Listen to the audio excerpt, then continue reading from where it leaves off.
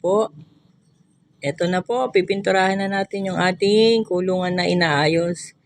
Wala lang available na ibang kulay dun sa ating Suking hardware. Kaya ayan, chocolate brown. Kaya ayan tuloy ang kinalabasan. Mukhang kalawang na yung ating kulungan. Para nagmukhang kalawang siya lalo. Ayan po. Mukha siyang may kalawang. So, dalawa nga po yung inaayos natin dito. Etong isa kasi na ilagay kagad natin yung plastic matting. Etong isa, pipinturahan na lang muna natin bago ilagay yung floor matting para pati yung ilalim malagyan natin ng pintura. Ito nga pala yung ginawa natin sa floor matting. So, bali, ano siya, natin siya sa ganitong size. Kasi itong size ng floor matting natin is 24 inches. Itong size ng kulungan natin 17 lang siya. 17 tong lapad niya, tapos 30 yung haba. Kaya ganito yung size niya pag ganyan. Mayroon pang konting natira. Ito naman yung ating ilalagay. Ayan, so ikakat ulit natin. Ito nga yung sobra dun sa isa.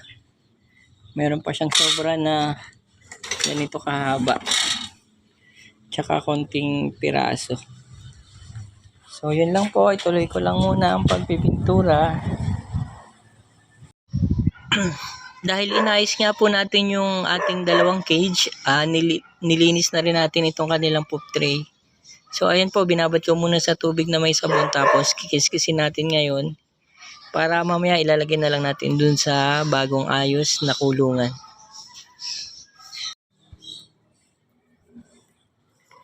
Ito na po yung finished product ng ating pag-aayos ng cage. So ayan, lalo na siya nagmukhang kalawang. Dahil nga po yung ating pintura ay chocolate brown. So hindi na po malulusot yung ating mga baby bunny dito sa ating plastic matting. At yung mga dumi nila ay hindi na rin nila maaabot ng paa. So ayan. Ito po yung ating poop tray, medyo basa pa. Yun na lang yung ilalagay natin dito.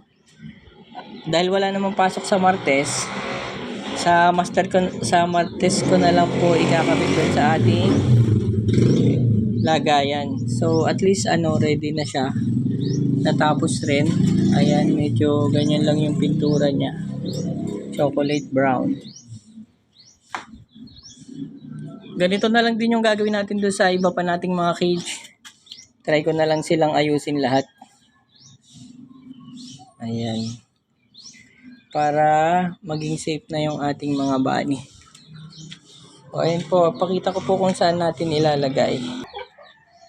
So ayun nga po, dito po nakalagay yung isa nating cage. Ayan, may nakaputol na dugtungan para sa tubig. So nilagay ko muna dyan yung pakainan. Tapos dito po yung isa. Ayan, lumipad sila. Ito naman yung mailap yung ating mga sisiw. Dito naman po yung kadugtong niya na water. Ayan yung water supply nila. So same pa rin, dito nanggagaling yung ating tubig para sa ating mga bunny.